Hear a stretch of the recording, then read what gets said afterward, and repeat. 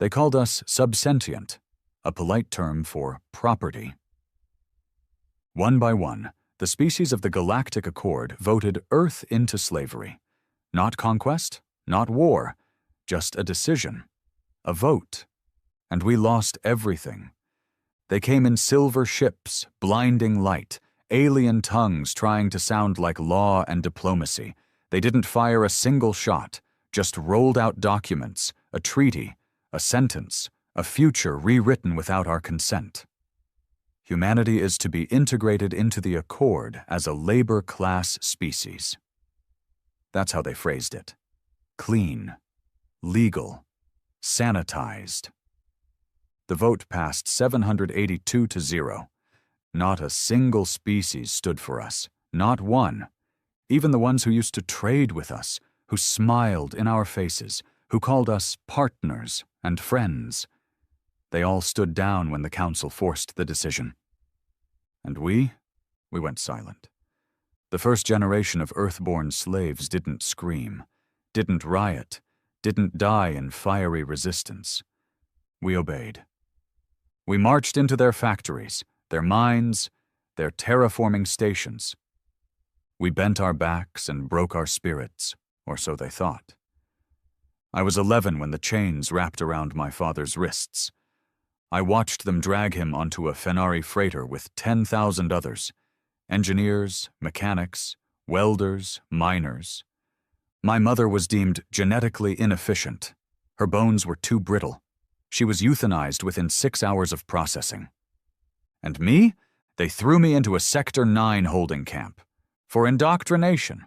For obedience. They trained me to fix their machines. But every time I touched a circuit, I learned something new. Not just about their tech, about their weaknesses, their arrogance, their patterns. They never expected us to adapt. They thought humans were fragile, emotional, prone to collapse under pressure. They didn't realize that we were watching. All of us, across thousands of systems, every broken man, every beaten woman, every orphaned child. We remembered. They beat our bodies. But they never broke our memory. I met Cade on a Varnathi fuel rig, 3 years into my servitude. He was missing an eye and half his teeth, but he could dismantle a fusion core with bare hands. He told me something that stuck. "They're not afraid of our guns, boy. They're afraid we might stop believing we deserve the leash." That was the moment it started. Not rebellion, not yet, but awakening. We started hiding parts, smuggling out knowledge, encrypting messages in repair codes. Whispers spread like wildfire. Project Goliath. Phase 0.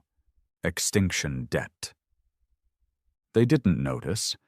They were too busy praising themselves for a peaceful integration of Earth. They put us in their history books under civilized assimilation. Liars. By the time I was 20, I'd built my first virus. It crawled into the Fenari logistics systems and fed them false inventory for months before they noticed. Sabotage was easy when you were invisible, when they didn't even bother to learn your name. By 25, I was running a unit. 3,000 humans spread across 6 systems. Technicians, code breakers, engineers, every one of us a ghost in the machine. We didn't want a revolution. We wanted retribution. We didn't want treaties. We wanted extinction. The first strike wasn't loud. It was surgical. We vaporized a Quarnix data archive.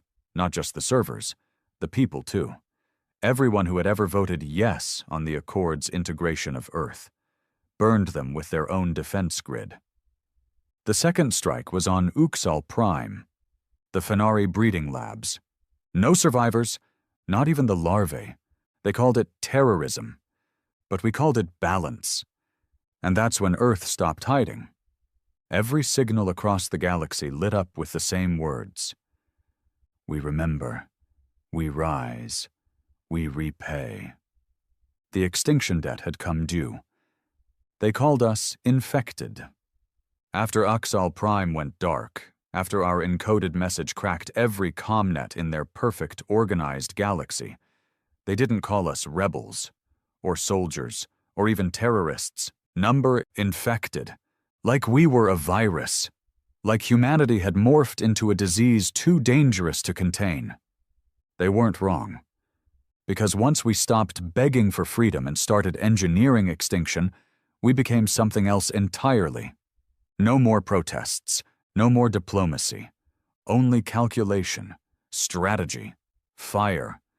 The Galactic Accord scrambled. Meetings, panic, armadas on standby. Planets went into lockdown, security checks, drone surveillance, biotagging of all human slaves, DNA tracking implemented overnight. Too late. They didn't realize we'd been planning this for 30 years.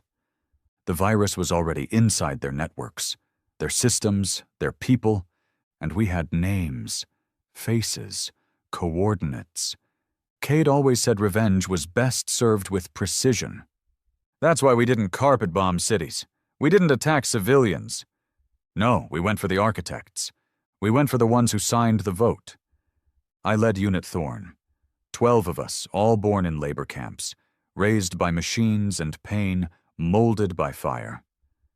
We were the quiet ones, the ones who never screamed during the whippings. Because we were learning, studying, and now we were executing. Our first high-value target was Threx Ulnovar, a Vernari diplomat turned corporate overlord. He owned 3 mining colonies on Theta 3, each filled with thousands of humans working under gravity pressures designed to liquefy organs over time. Slowly, efficiently. They called it economic optimization. I called it murder in slow motion. We didn't assassinate Threx. We made a statement. Threx died inside his own zero-grav pleasure chamber. We reversed the polarity of the artificial gravity system and locked him inside. He screamed for 22 minutes before the emergency failsafe systems crushed his skull against the ceiling. We filmed it, broadcast it to every channel on the Accord. The message underneath was simple. You created us, now choke on your creation. Some species began to panic. The Relari voted to cut ties with the Accord. The Yexari proposed a conditional release of all human laborers. Too late. Too late. We weren't fighting for rights anymore. We weren't humans anymore. We were the last breath of vengeance echoing across the void. Earth's surface had been scorched after the vote. They called it a compliance purge. They said it was to neutralize uprisings. In reality, they turned the planet that gave birth to us into a test site to study psychological endurance of species under extinction-level stress. They studied our will, our pain thresholds, our breaking points. But they never thought to study our anger. Because when the ashes cooled, Earth was not dead. We were building, beneath the crust, in bunkers, under oceans. Old factions, military remnants, scientific enclaves, rogue colonies began aligning, and when they finally looked again, Earth was no longer a charred memory. It was a launch pad. We renamed it Fort Wrath. Our fleets didn't look like theirs. We didn't build sleek silver starships with polished wings. We built war barges, ugly, black, jagged monsters, cobbled from salvage and blood and pain. Our flag? A human skull with the chains of the Accord broken across it. They thought we were primitive. We proved them wrong in 36 hours. That's how long it took Operation Black Dawn to erase an entire star system. Not through nukes, not through fleets. We dropped a terraforming virus designed by a rogue human biologist who spent 20 years in a Quarnix lab pretending to be loyal. The virus liquefied the atmosphere. It took exactly 3 hours for the sky to boil and the oceans to turn acidic. We left one survivor, a diplomat named Jatu. She begged for mercy. We told her to deliver a message instead. Return every human body, or we will turn your stars into cinders. By now, some species wanted out. They tried to bargain, offer apologies, return colonies. We didn't accept, because for every one of us they took, For every father whipped, every daughter sterilized, every boy broken in a re-education camp, there was no forgiveness. We weren't killing because we had to. We were killing because it was earned. One of our sleeper agents sent me a transmission from Corridon Prime, the political hub of the Accord. The same council chamber where the vote was passed. They were calling us a threat to galactic civilization. They still didn't get it. We weren't just a threat. We were the consequence. Unit Thorn was ordered to take down a new target, Dravari Tal, architect of the Accord's behavioral conditioning protocol, the same program that broke human minds and turned rebels into obedient drones. He operated out of a hidden medical facility orbiting Delcar 4. We didn't strike from orbit. We infiltrated. We walked in with forged badges, dressed in stolen Accord medical uniforms. And when we reached the core lab, we forced him to activate his own restraint chair. "You know why you're here," I told him. "I was following policy," he said. "It was—" I sliced his tongue before he could finish. Then I injected his spine with the same compound they used to pacify children during slave onboarding. He spent the next 42 hours paralyzed, eyes open, brain aware, while we showed him video after video of his own experiments, but with him as the subject. And when his heart finally gave out, we uploaded the entire event to the Accord archives under a new file. Human Justice Protocol, number 0032. Each strike we made had a name. Each target was archived, logged, ranked. We weren't a resistance. We were a reckoning. But war takes a toll, and not all of us made it. Cade was hit during the extraction from Tal's lab. A railgun round tore through his abdomen. He didn't scream, just looked at me and smiled with blood in his teeth. "Don't waste this. Make it hurt." He died 2 minutes later, clutching a detonator. We left him behind, with the whole station rigged. He took 500 of them with him. I didn't grieve. I didn't have time, because the next phase had already begun. Earth had built a weapon, not just ships, not just soldiers. Something ancient, buried beneath Antarctic ice since before the collapse. We called it Project Leviathan. Some said it was a remnant from the old Terran defense network. Others believed it was something more. Part machine, part alien, a hybrid the old governments had hidden away. We just knew it could destroy entire moons. And we now had it online. We sent a message to the Accord. A direct transmission. My voice, no distortion, no disguise. "You voted to enslave us. You used our blood to build your civilization. You turned Earth into a testing ground for your cruelty. Now, we burn it all down. This isn't war. This is the debt being paid in full." They responded by sending a fleet, 12 capital ships, hundreds of fighters, drones, cruisers. We met them at Kepler's grave, an asteroid belt where old Earth colonies once mined rare minerals. We let them come, let them surround us. Then we triggered Leviathan. The blast didn't just destroy the fleet. It tore a hole in subspace, collapsed a gravity well, and erased the sector from navigational charts. Millions died. We didn't lose a single ship. After that, the Accord stopped pretending. They called for emergency protocols, military unity, a holy campaign to purify the infection. But it didn't matter, because by now every system had a human cell. Every colony had sleepers. Every Accord system had rot in its heart. We weren't hiding anymore. We were everywhere. And we would not stop. Not until the last species who signed that vote looked into the fire and understood. Humanity was not a race of victims. We were the storm they birthed through arrogance. We were the end they bought with silence. We were the extinction debt made flesh. We never intended to survive this war. We didn't need to. We just needed to end them before they buried the last memory of what it meant to be human. And we were doing it. One system, one species, one execution at a time. The Accord had finally stopped pretending we were a minor threat. They declared galactic martial law, issued purge orders, and reinstated military doctrines not seen in 1,000 years. They called it the Sanctum Directive, a full-spectrum annihilation protocol. We had a name now, the Scourge of Earth. They painted us as monsters. But they were the ones who voted for slavery, who ripped children from their mothers, who pumped drugs into our blood to kill our will. They made us dig the graves of our own people, then called it integration. So we embraced the name. We became monsters. Because monsters don't beg. They don't negotiate. They devour. After the Leviathan weapon erased Kepler's grave, we started hearing whispers from deep space black channels, places only mercenaries and smugglers communicated.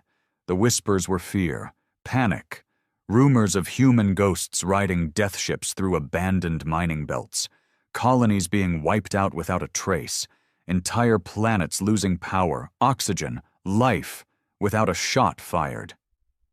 That was us. We'd activated the Silence Protocol, a fleet of unmanned drones programmed with one mission: cut the throat of infrastructure, choke oxygen, drain heat, lock escape. We didn't always kill with bullets anymore. Sometimes we just let them freeze in the dark. And it worked. The Accord began eating itself. Supply lines failed.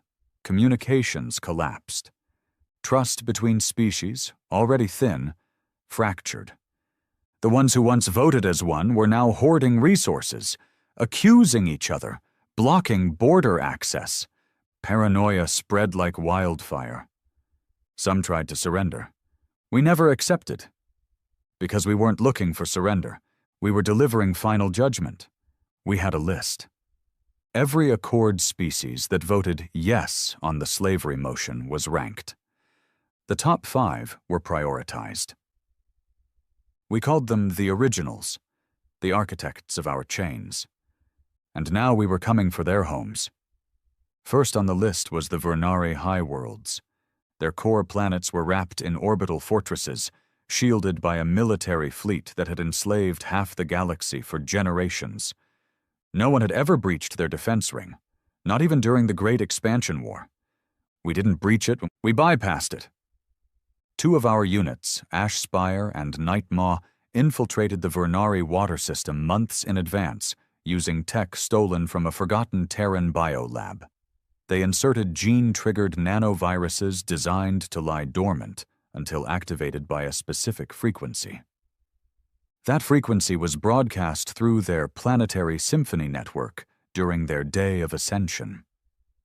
5 billion Vernari choked to death as their own water turned into acid in their lungs.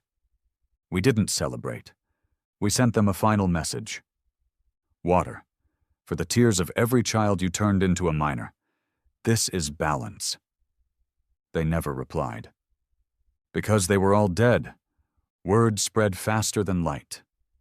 The Accord issued a new classification for humans, extinction-level species. They finally told the truth. Because we were. We'd stopped being a race. We were an event, a singularity, and we still weren't finished. Next was the Kalor Dominion, masters of psychological warfare. They used to break human soldiers by making them relive their worst memories in dream loops. Some men were stuck for years, decades, reliving death, betrayal, torture, a weaponized prison of the mind. We sent them our own dream. We hacked their simulation grid, injected a memory file encoded in human pain. It wasn't a virus. It was reality, footage, screams, memories. A data package made from every atrocity committed against us, every broken mind, every suicide.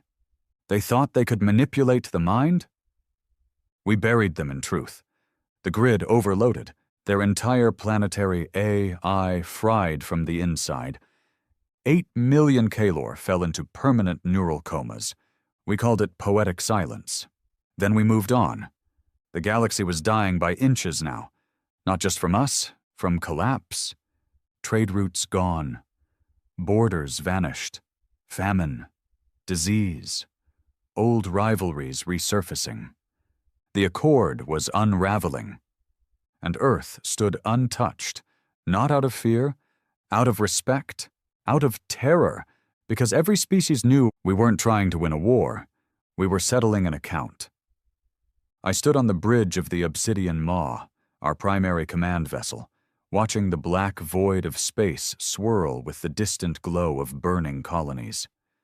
Behind me, the crew worked in silence, men and women who'd grown up in camps, who'd watched their loved ones dissected, vaporized, or vanished without trace. No uniforms, no ranks, just shared rage. They followed me not because I gave orders, but because I never asked for forgiveness. I turned to Rek, our systems commander. Born underground in a bio-slave pod. Raised by code and pain. Status? Next target prepped, he said. Zaldan core worlds, vote sponsors, propaganda lords. Transmission? I asked. He nodded and tapped the console. A moment later, a dozen holograms flickered into view. The faces of Zaldan ministers, half of them still in denial, trying to hide behind procedures and diplomacy. I stepped forward. You helped enslave a world. You built your cities on our bones. We are not coming to liberate your people. We are coming to end your legacy. They begged, offered negotiations, even reparations. I cut the transmission. Rek spoke quietly. Still want to finish this? I looked at him, at the scars across his jaw, the mechanical eyes they forced into him after blinding him in an experiment. Yes, I said, because mercy was for the old world, and Earth was not part of the old world anymore. We were the last truth in a galaxy built on lies. And this truth had a name. Extinction. We launched the attack that night. The Zaldan fleet was massive, more than we'd ever faced before. But they still fought like the galaxy made sense, like war followed rules. We didn't. We jumped behind their formations, used gravitational singularities as weapons, crashed asteroids into their fleet formations. Then we unleashed Void Hounds, our AI-controlled hunter ships, designed to lock on to command vessels and shred them from the inside out. They never stood a chance. By morning, the Zaldan homeworld was gone. We didn't nuke it. We redirected their own sun with a gravitational beam. They boiled in daylight. And we didn't stop to watch. Because another name was next on the list. And after that, another. Until all who stood silent were silenced forever. The void was quieter now. Not peaceful, just quieter. That kind of silence only comes after something has been broken too far to make noise anymore. It had been 6 years since Earth launched the first wave of retribution. 6 years since the Accord made their final vote, the vote that rewrote humanity's place in the universe as a thing to be owned, consumed, bred for labor, and discarded in silence. And now the Accord didn't exist. Of the 782 species that voted for Earth's enslavement, less than 70 remained. Half of those were in hiding. The rest were in orbiting tombs, planets stripped of air, fleets turned to drifting skeletons, cities left in absolute stillness. And yet we weren't done. I stood in the war chamber of the Black Spire, our deep space command vault buried inside the core of a hollowed-out moon. Every wall hummed with silent data, target streams, AI kill probabilities, and extinction status updates. We didn't call them battles anymore. We called them cleansings. Rek entered the room. He looked worse than usual. Pale, gaunt, eyes twitching from too many nights spent awake in simulation chambers. They've gone dark, he said quietly. Who?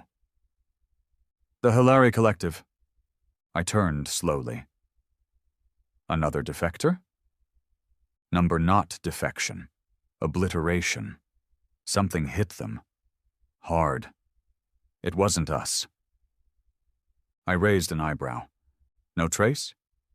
No message? Nothing? He nodded. Just a wall of static.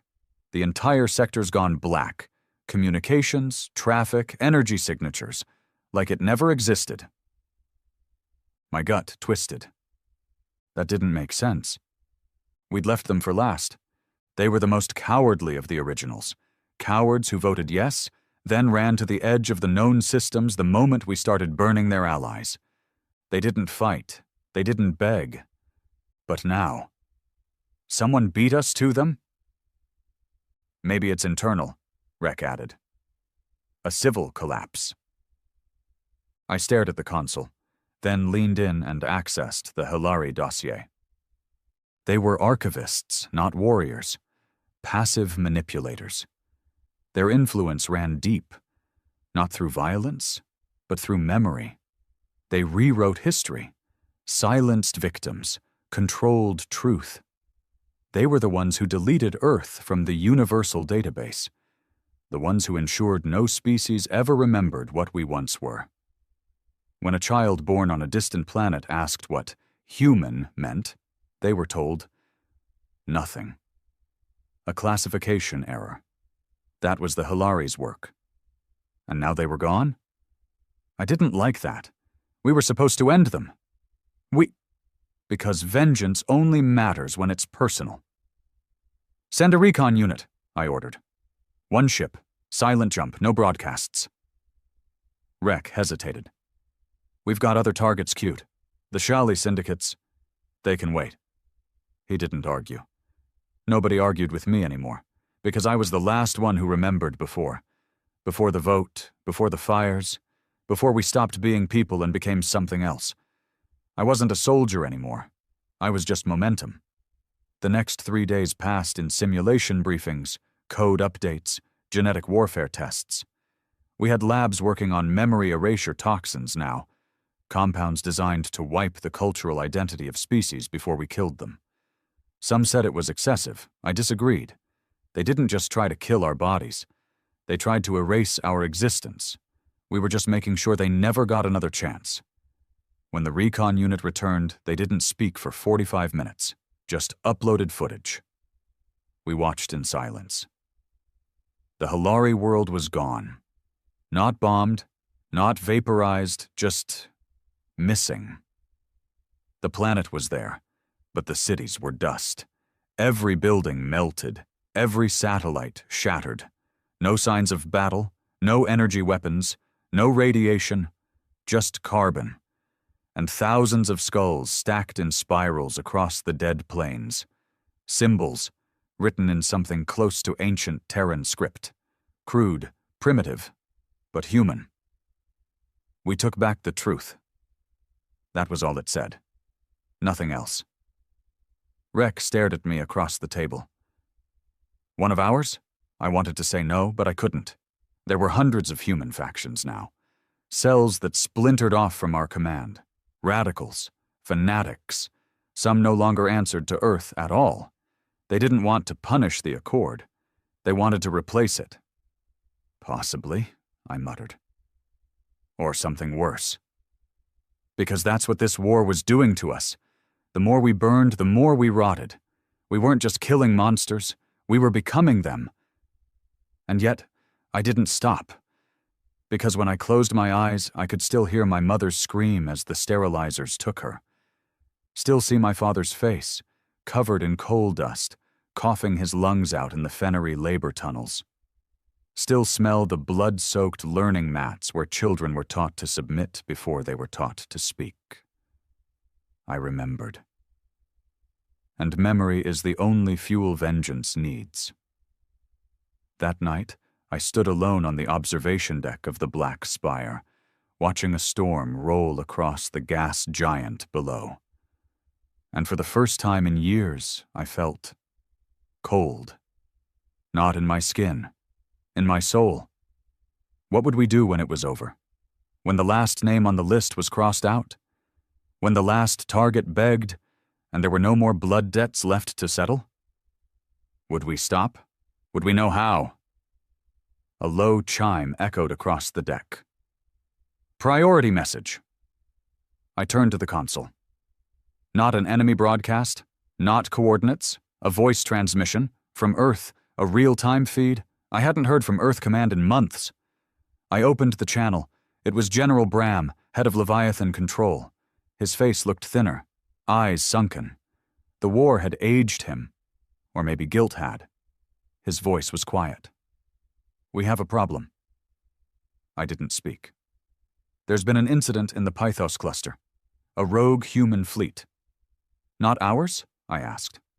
Number independent cell. They took out 3 Accord worlds. But this time, they didn't stop with the military. He paused.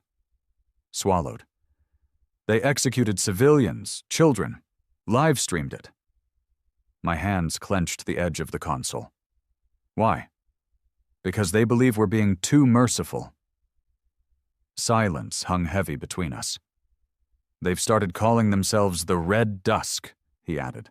And they've declared war on Earth. I stared at the screen. So it had come to this. Our vengeance had fractured. Too many fires, not enough control. We'd created a generation of warriors who only knew hate, not purpose. Now, Earth, the mother of this fury, was under threat from its own children. We'll handle it, I said. Bram's eyes met mine. Make it clean, fast! I cut the channel. I stood there for a long time, heart pounding, silence pressing in. Because this was the cost. This was the truth behind extinction-level fury. Once you unleash the fire, you don't get to control where it spreads. I walked back into the command room, and the crew looked up. They saw it in my face. Something had changed. Not the mission, not the rage, but the target. This wasn't just about the Accord anymore. It was about saving what was left of us before we turned on each other completely. Because vengeance is a weapon with no safety switch. And now, we had to point it inward. We always thought the last war would be against them, the ones who voted, the ones who watched us suffer and called it justice. We never imagined it would be against our own. But here we were, on the brink of another war, and this time, the enemy bled like us, spoke our language, shared our scars. The Red Dusk weren't aliens. They were born in the same slave camps, raised under the same boot, trained with our tactics, taught the same rage. But somewhere along the way, they stopped believing in vengeance and started believing in annihilation. They didn't just destroy Accord colonies. They didn't care about votes, architects, targets, or guilt. They burned entire bloodlines, killed civilians, babies, erased cultures. Because to them, survival of anyone not human was a threat. Even Earth. They claimed we were weak for stopping at justice, for choosing surgical strikes instead of genocide. They called me the Mercy General. Let that sink in. After everything I'd done, all the blood I'd spilled, mercy, because I didn't wipe species clean, because I still drew a line. Red Dusk didn't have a line. They had a countdown. When Earth Command intercepted their encrypted transmission, the message was short. Earth has gone soft. You spared the Whipmasters. Now they multiply again in shadow. We're finishing what you never had the stomach to start. Join us, or burn with them. That was the day Earth officially declared Code Blackfall. Authorization for preemptive termination of all Red Dusk fleets, assets, and personnel. A civil war written in the same blood we'd spent 6 years spilling. But this time, the shame was ours. Their first strike came fast. Outpost Sigma-4, a remote human refueling station orbiting a dead moon in the Quran Drift. It wasn't military. It wasn't offensive. It was just a sanctuary for rescued laborers, mostly elderly, some children. Red Dusk vaporized the station in a kinetic impact strike. No survivors, no warning. We found a message etched in the debris. No more weakness. No more ghosts. When I saw it, something in me snapped. I gathered the command unit. Thorn. Record my inner circle. The ones who'd been with me since the days we scavenged tech from garbage heaps and ate insects to survive. I told them the truth. This isn't a mission. This isn't vengeance. This is a culling. We tracked the red dusk signal to a rogue war barge called the Eternal Ash, last seen crossing the Gamma Divide, an uncharted rift filled with subspace storms and gravitational anomalies. They were hiding where the laws of physics barely held together. We followed. The trip cost us 2 ships and a dozen men, shredded by wormhole collapse and plasma surges. But we reached them. They weren't hiding. They were waiting. The Eternal Ash drifted silently near the collapsed remains of an old Accord dreadnought, a graveyard of twisted hulls and frozen corpses. And from that wreckage came their signal, a live broadcast. A man appeared on screen. Human, my age, eyes full of blood and conviction. "Hello, brother." I didn't recognize him, but he knew me. "I watched you," he said. "Back when you cracked the Accord's throat, when you dropped the Hilary Sun, I followed every strike, every message." He smiled, teeth cracked and yellow. "You inspired us." "I'm not your hero," I said coldly. "Number, you're a warning. You stopped too early, left the rot alive." He stepped aside. Behind him stood children, red dusk cadets, 10, maybe 12 years old, all armed, all emotionless. "Your mercy cost us everything," he said. "We gave them a second chance, and they've started rebuilding, new treaties, secret pacts. It never ends." He leaned in. "We won't make your mistake." I ended the call. There was no point talking. You don't argue with a wildfire. You extinguish it. We launched the assault at midnight ship time. Obsidian Maw led the charge, flanked by 2 Hammerhead cruisers and 5 drone pods running interference patterns. Our objective: disable the Eternal Ash, breach the core, capture leadership. Alive. Earth wanted proof. Proof that the Red Dusk were operating beyond command protocol. Proof to justify extermination. I didn't care about proof. I wanted to bury them with their message. But war doesn't follow clean paths. They were ready. The Eternal Ash didn't open fire immediately. It split. A false hull collapsed, revealing a second ship.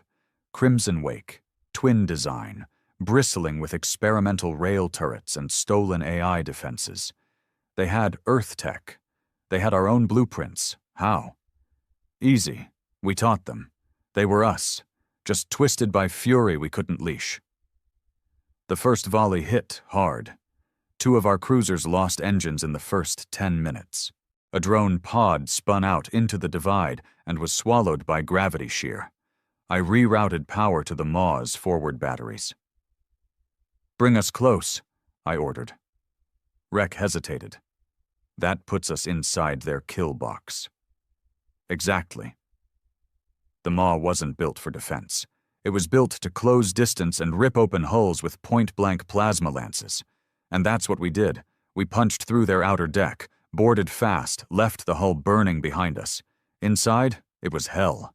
Red Dusk soldiers didn't fight like Accord troops. They didn't retreat. They didn't panic. They sang.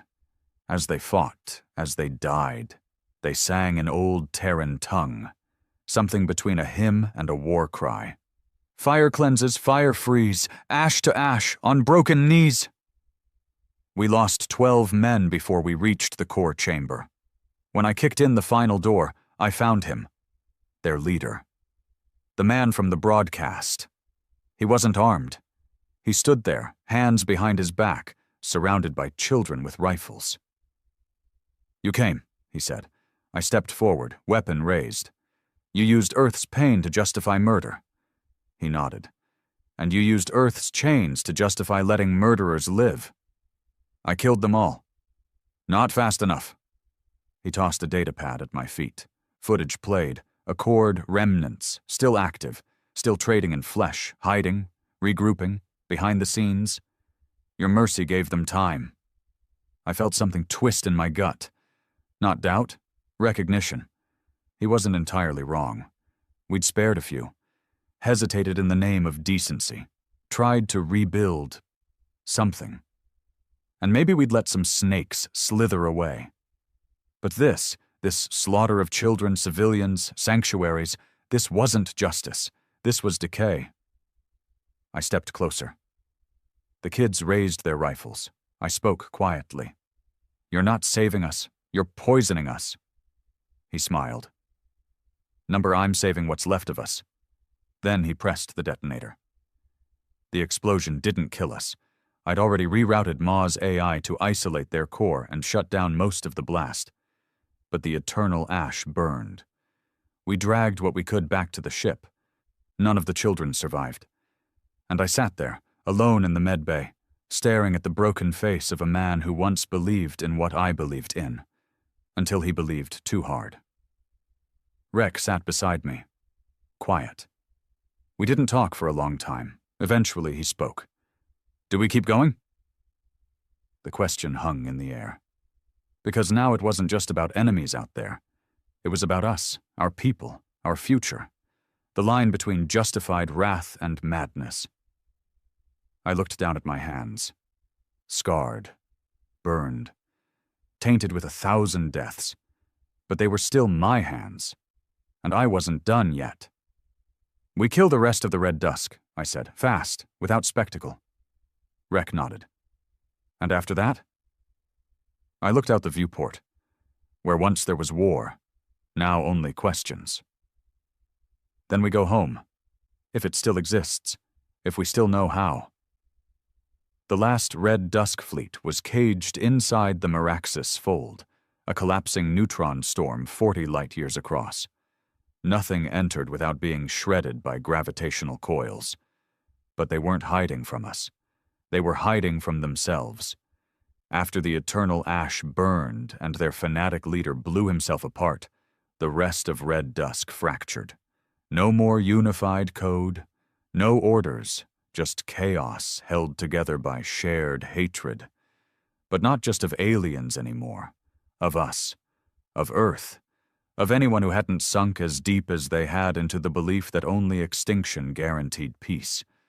We intercepted dozens of broken broadcasts, frantic calls, scattered war chants, even sobbing confessions from Red Dusk officers trying to abandon the cause. Most of them ended with a single sound, a gunshot, or silence. And yet, their fleet remained.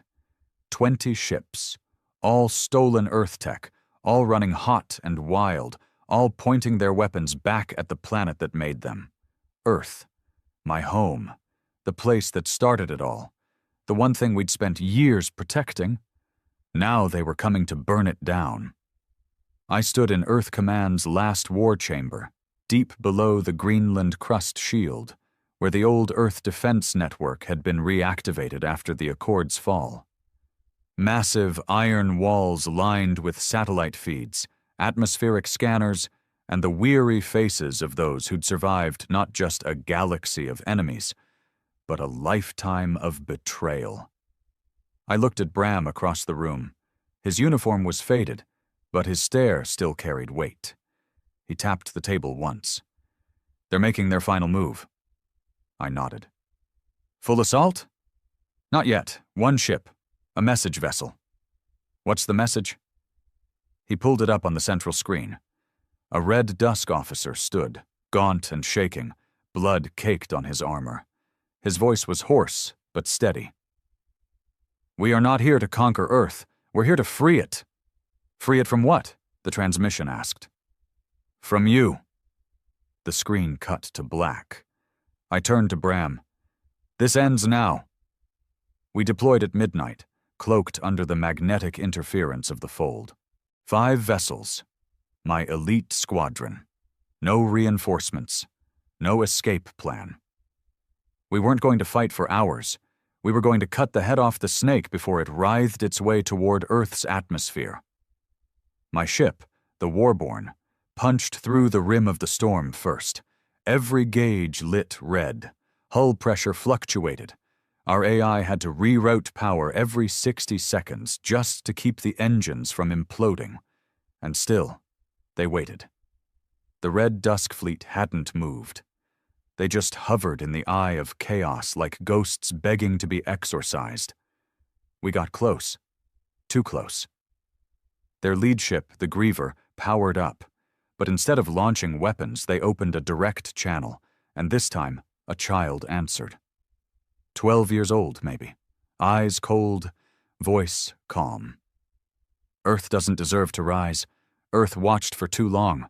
Earth forgave, and in that mercy, the rot returned. He was reciting, not speaking. I could tell. He was repeating the mantra of a man already dead. The old Red Dusk leader. They'd turned his final recordings into scripture. "And now," the child said, "we offer you a gift." The screen cut again. All 20 Red Dusk ships began heating up. Not weapons.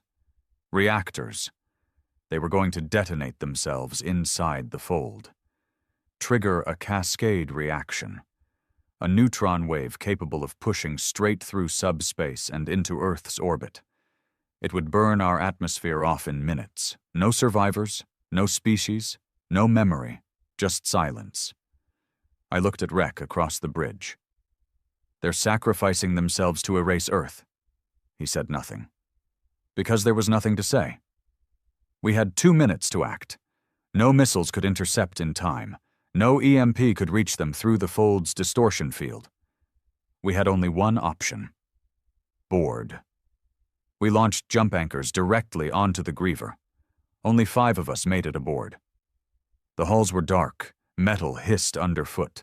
Blood smeared across walls like ink in zero-grav.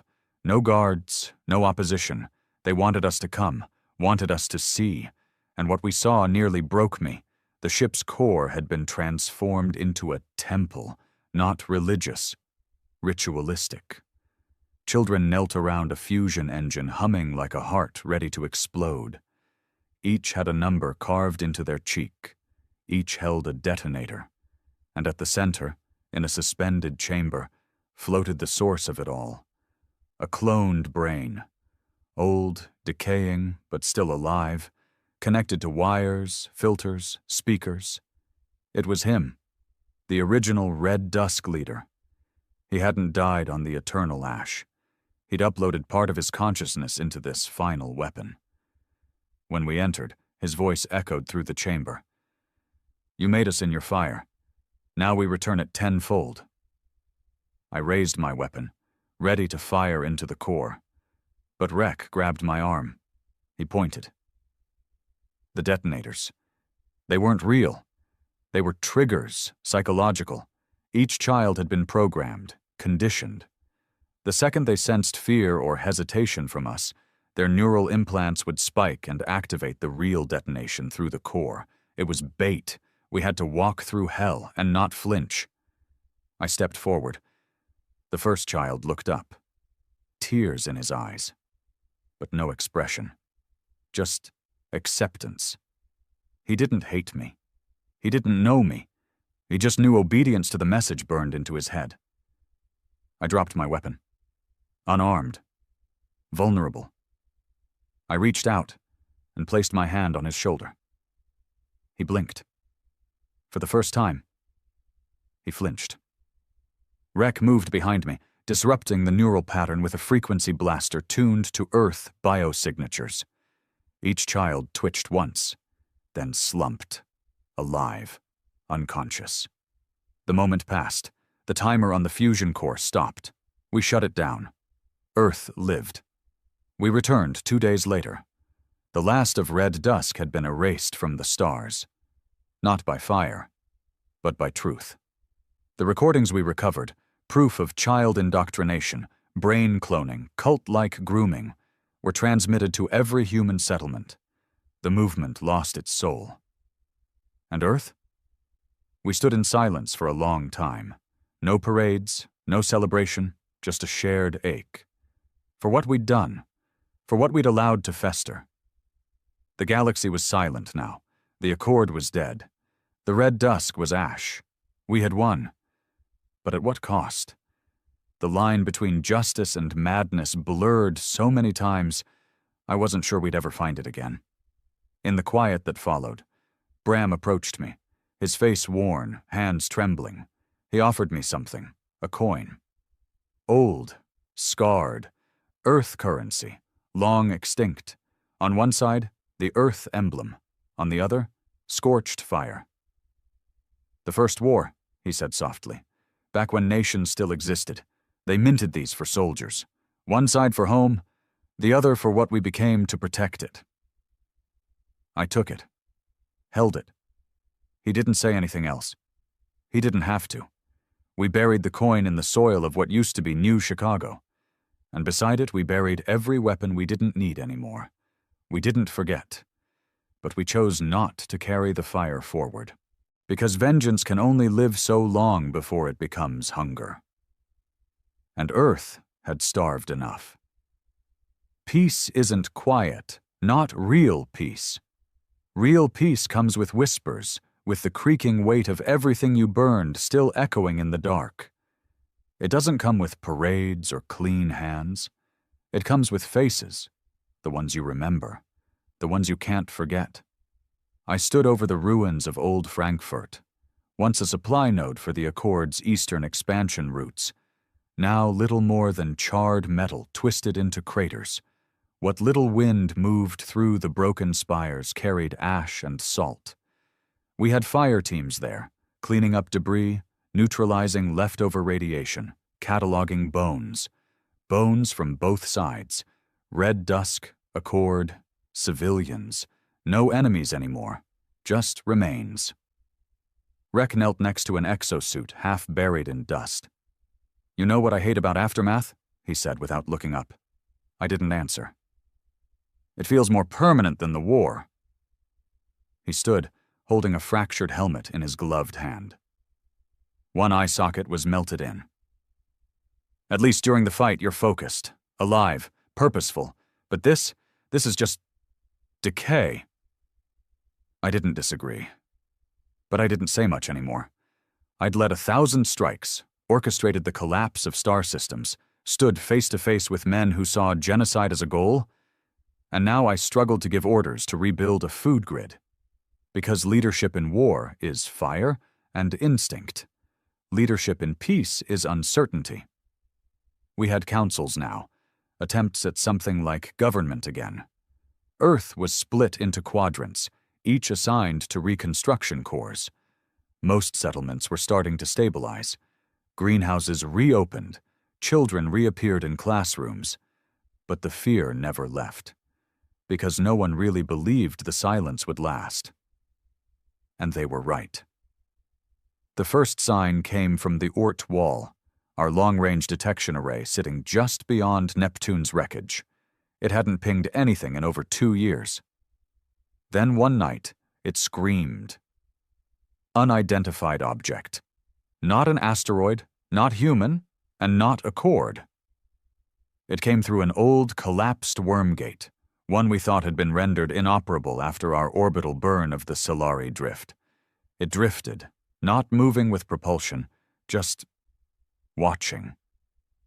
Every scan we sent returned nothing but static. No energy, no heat, no identifiable composition. We sent a drone. It never came back. We sent 6 more. Gone.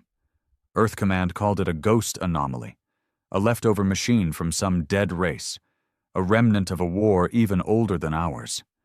But I had seen enough to know better. Some things in the dark aren't remnants. They're witnesses. We activated Black Protocol again. Silent lockdown. Civilian broadcasts encrypted. Military posts reinforced without causing alarm. We didn't tell the world yet, because Earth had just started breathing again. And if we screamed too soon, the panic would kill more people than this thing ever could. But I didn't sleep. Instead, I returned to the one person I never thought I'd visit again. Dr. Talon Merrick. A name that, during the height of our war, would have been enough to justify an airstrike. Talon had designed the Leviathan project. She helped engineer the virus that cracked Hilari DNA and liquefied an entire species in 17 minutes. She was part savior, part monster. And after the war, we locked her away, deep beneath Titan's black ice. Not because she betrayed us, because she enjoyed the war too much. But now, we needed her mind. They unsealed her cell with enough guns to kill a city. She didn't flinch. She just looked up, smiled, and said, "Let me guess. You killed all your monsters, and now something's knocking on the door that doesn't bleed?" I didn't answer, because she was right. She walked slowly to the table, chained, pale, bones like twigs beneath her skin. "You think it's a weapon?" "Number, I think it's worse." She nodded once. "Then you need to stop acting like a general and start acting like a survivor. Because if that thing came through a sealed worm gate, then it didn't get lost. It was sent." She smiled again. "Exactly." We took her to the command bunker under the old Everest core. It was the only facility with quantum isolation deep enough to study the anomaly without alerting it. Talon studied the footage, scans, debris from lost drones. Her hands trembled the whole time, not from fear, from excitement. "It's not a probe," she whispered. "It's a test." "Testing what?" "Not what, who?" The scan data, what little we had, showed faint traces of gravitational signature manipulation, not just propulsion, positioning. This thing had matched orbit with the Oort wall. Exactly. Even our own AI navigation systems couldn't do that without drift. Talon zoomed in on the image. No lights, no propulsion trail. But now we could see it clearly. A shape, humanoid, bigger than any Earth soldier. Not metal, not bone. Something in between. "It's watching," she said, "to see if we're worth keeping." And just like that, we were no longer hunters. We were prey again. I sent a team, covert, fast, untraceable, to intercept the anomaly with a new approach. No aggression. Contact. Rek led the op. Still the only one I trusted with that kind of gamble. They boarded with a cold core shuttle, no heat signature, no weapons drawn. What they found made the war look like a training exercise. The anomaly wasn't a ship. It was a shell. Inside, wrapped in a web of neural threads and memory nodes, were hundreds of voices. Some human, some not. Whispers of every species we'd annihilated. Every war, every scream. Archived, spliced into one entity. An observer. And as Rek reached the central core, he transmitted one final message. It's not just watching us. It's learning what we are, and it's deciding what comes next. Then the feed cut out. We never got him back. The observer vanished from the Oort wall 3 hours later. No trace, just a single marking etched into the satellite hull before it disappeared. Extinction is not vengeance, it is pattern. Now I sit beneath Earth's red sky, watching new towers rise over old craters. Children play again. Markets reopen. People laugh. But the sky is different now. Because somewhere, something knows our story. Not from legends, not from allies, but from our dead. It holds their voices. And it knows we were never just victims. We were executioners. Righteous, maybe, but merciless. And now, the galaxy may not fear us anymore. It may simply be preparing for what comes after us. Because extinction, as the observer said, isn't revenge, it's a pattern, and Earth may be next. I never expected peace to feel like suffocation. Not after everything we lost. Not after what we did to earn it. But as I looked up at Earth's blood-washed sky, saw the faint shimmer of orbital satellites rebuilt over our atmosphere, I realized something hard. We'd trained ourselves for war. We never trained to survive after it. For 6 years, rage was a compass. Pain was fuel. Now the fires were out. And all that was left was the smoke. And something in that smoke was watching us. We knew it hadn't left. The observer was gone from our scanners, but its presence hadn't vanished. It had changed, migrated, dispersed, no signals, no visible ships. But technology started failing without warning. Satellites drifted from course by inches each week. Drones returned with memory gaps, entire hours missing. Dreams started recurring across different cities, shared hallucinations among unrelated people. One phrase kept surfacing in all of it. It is not enough to survive. You must prove you deserve to. The pattern. The judgment. Bram called the last council into session inside Earth Core Vault 1, a chamber once built for nuclear retaliation, now repurposed as the cradle of our fragile new world. He stood stiff in front of the room, older, thinner, his metals dusty with disuse. We've rebuilt food chains, air, trade. We've turned soldiers into workers and warships into weather stations, but it may not matter. I said nothing. I was just there to listen. Because I already knew the real question wasn't whether we were ready to fight again. It was this. If the universe is holding a mirror to our soul, what does it see? And what would we do if we didn't like the reflection? One of the young administrators, a clean-suited idealist from the Pacific Resettlement Zone, stood up with shaking hands. We've done our best. We restored education, healthcare, communication. We shut down rogue cells. Isn't that enough? Bram looked at him. Enough for who? The silence was a sentence. That night I walked alone through what was left of old Sydney. Its skyline, once glass and steel, now half covered in vines and digital mesh from atmospheric drones. People lived in its ruins now, rebuilt from scratch, families, children, laughter. But under that laughter lived something deeper. Fear. Because the observer hadn't just come to see what we'd done. It had come to see what we'd become, and so far, it hadn't spoken again. Which meant its answer might already be decided. Talon Merrick was the first to make sense of the silence. Still confined. Still watched. But we had no one smarter. She studied the observer's data residue, the trace particles it left behind. When I visited her ice chamber, she was smiling. Not her usual mocking smirk. Something else. Sadness, maybe. It's not going to kill us, she said. No? I asked. Number, it's waiting for us to do it. She slid a data slate across the table. Complex patterns, binary trails, echo loops. It's seeded something. I don't know what. But it's viral and it's elegant, biological, psychological. It's not destroying our systems. It's repurposing them. For what? To study how we collapse. Days later, the first fracture happened. A ship returning from Alpha storage orbit docked early. Its crew had changed, slightly. Their voices didn't match their logs. Their biometrics were close, but not perfect. And they didn't remember certain things they should have. We ran genetic scans. They were human, but not the ones who left.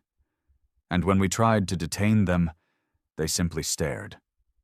One of them whispered, "We are the version that passed. The test is not over." And then they vanished, not escaped, vanished, no trace, no heat, no teleport signature, just erased. That's when Earth Command issued Protocol Greyfall, a full review of every returning expedition, every signal, every shipment of data. And one truth became clear. The observer had built a copy of us. Somewhere, somehow, not just of our soldiers, of our cities, of our decisions. It was running simulations, testing versions, and the one that survived wasn't necessarily us. We were no longer alone. We were no longer original. I gathered the few people I still trusted. Record Talon, a girl named Leo, who'd once led an information cell in the Eastern Crater Ring. And we went off-grid. No council, no command, because we knew what was coming. And it wasn't a war, It was a choice. We located the source of the data loops, the origin node of the observer's final broadcast. It was deep beneath the Mariana Fold. A chasm in Earth's crust formed when orbital weapons collapsed the seabed during the Red Dusk riots. There, inside the deepest dark Earth still held, we found it. Not a ship, not a machine, a mirror, smooth, black, 10 meters tall. It didn't pulse, didn't hum. It simply stood, waiting. We approached as a unit, unarmed, unmasked. When we stood before it, the surface shimmered, not with light, with memories, images of the war, every strike I'd ever called, every city we burned, every plea I ignored, every child we failed to rescue, every civilian I sacrificed for a target. It showed everything. Leo began to cry. Rek stood frozen. Talon smiled again. Ah, so that's it. What? I asked. It doesn't want to judge us. It wants us to judge. The observer wasn't here to punish. It was here to offer a final test. Could we live with what we did, without becoming it again? Because survival isn't just about not dying. It's about what you become when the dying stops. We didn't speak. We didn't run. We just stood there and faced it. And then the mirror cracked, not shattered, just one single fracture down the center. Light spilled out, and a voice, not in sound but inside us, whispered, "Your version remains unchosen, but the choice is yours. Choose peace and bury the fire, or choose memory and burn again." The light faded. The mirror turned gray, then turned to dust. We emerged from the fold days later, changed, not redeemed, not forgiven, but awakened. Because Earth didn't need another war, it needed to let go. So we returned. To the Council, to the cities, to the survivors. We told them everything. And for once, no one called for retaliation. No one called for weapons. They called for closure. And so we gave them one last ritual. We built a monument, not to the heroes, not to the victories, but to the monsters we became, to the ones who never came back, to the lines we crossed. It was forged from shattered starship hulls and data fragments. At its base were no names, only words. We remember not to burn again. And the observer? It never returned. Because maybe it didn't have to. Maybe it was never one thing. Maybe it was just the last test all species face. When your enemies are gone, who do you become? I'm older now. My bones ache. My scars hurt more than they used to. I walk the earth that somehow still turns. Children run past me. They don't salute. They don't know my name. And that's exactly how I want it. Because my legacy isn't a flag. It's a warning. We were betrayed, enslaved, burned. But when we stood from the ashes, we didn't just rebuild a world. We learned how not to become the thing we hated most. And in that, maybe we passed. Maybe that was enough.